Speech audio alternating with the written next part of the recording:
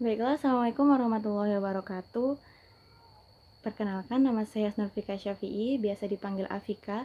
Saya merupakan mahasiswa semester 4, kelas Gizi 4B dari Prodi Gizi Fakultas Psikologi dan Kesehatan Universitas UIN Walisoko Semarang.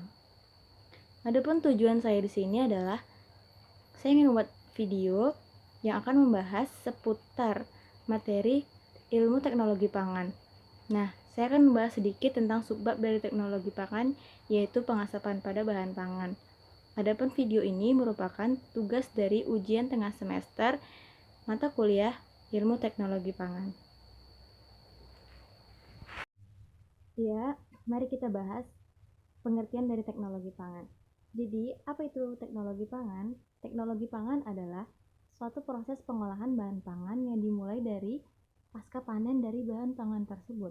Kemudian, proses pengemasan, di mana pangan tersebut kemudian dikemas dan akan didistribusikan kepada distributor. Kemudian pengolahan produk pangan, baik itu produk pangan yang basah atau kering, itu tetap dibahas di teknologi pangan ini. Bahkan dalam teknologi pangan ini juga membahas limbah dari hasil bahan pangan tersebut. Kemudian, teknologi pangan ini memiliki beberapa subbab penting, di mana itu sangat berguna bagi mahasiswa gizi seperti saya dan teman-teman semua. Di antaranya itu adalah bahan tambahan pangan, pengeringan pada bahan pangan, pengasapan pada bahan pangan, kemudian pengolahan produk pangan dalam suhu tinggi, pengolahan produk pangan dalam suhu rendah, dan juga masih banyak lagi. Dan bahasanya cukup menarik dan cukup membantu kita semua.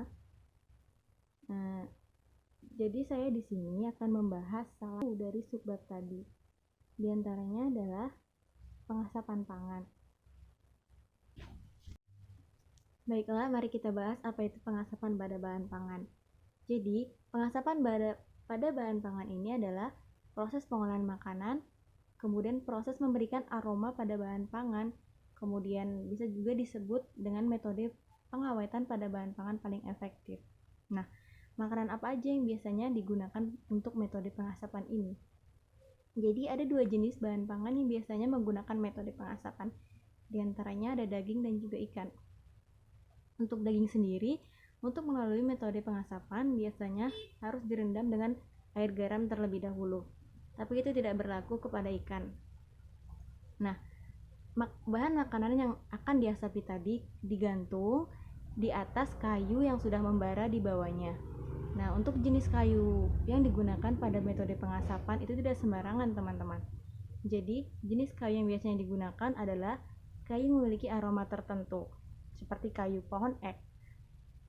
Jika tidak ada, biasanya orang yang menggunakan metode ini itu menggunakan beberapa rempah-rempah yang dimasukkan kepada kayu yang telah dibakar tadi, seperti cengkeh. Mengapa? Agar makanan tadi memiliki cita rasa khas dan juga aroma-aroma yang wangi, seperti makanan yang kita jumpai pada yang melalui metode pengasapan, seperti itu. Nah, metode pengasapan ini biasanya digunakan dengan menggunakan tungku yang kemudian dimasukkan kayu bakar, kemudian ikan atau daging tadi digantung dengan besi di atasnya. Jadi tidak boleh terkena langsung dengan apinya gitu. Nah, namanya saja metode pengasapan, bukan?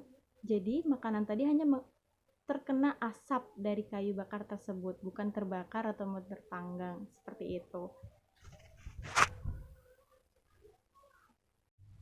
Nah, untuk metode pengasapan itu sendiri terbagi menjadi dua, yaitu metode alami dengan menggunakan murni dari asap dari hasil bakaran kayu. Jadi, bahan pangan yang akan melalui metode pengasapan itu digantung di atas kayu dengan api yang membara. Kemudian metode buatan. Nah, cara atau teknik metode buatan ini adalah dengan menggunakan senyawa atau partikel tertentu yang kemudian menghasilkan gas, dan gas tersebut disemprotkan kepada kayu bakar yang akan digunakan untuk bahan pangan tersebut. Adapun kerusakan yang disebabkan oleh metode pengasapan pangan itu ada 4. Yang pertama adalah penciutan pada bahan pangan, di mana bahan pangan tersebut akan mengalami keriput pada bagian ujung atau pinggirnya. Kemudian gosong nitrat. Apabila bahan pangan mengalami gosong nitrat, biasanya warnanya akan berubah menjadi hitam, tidak coklat lagi, dan juga rasanya akan menjadi pahit. Kemudian yang ketiga, ada kerusakan yang disebabkan oleh jasad renik, yakni kapang. Nah, hal ini jarang terjadi kecuali pada ikan yang biasanya diperoleh dari laut. Dan yang terakhir adalah kerusakan yang disebabkan oleh asap. Hal ini terjadi apabila asap yang digunakan untuk metode pengasapan mengandung senyawa atau partikel-partikel tertentu. Oleh karena itu, kita senantiasa waspada atau aware terhadap bahan pangan yang akan kita gunakan ataupun alat dan bahannya.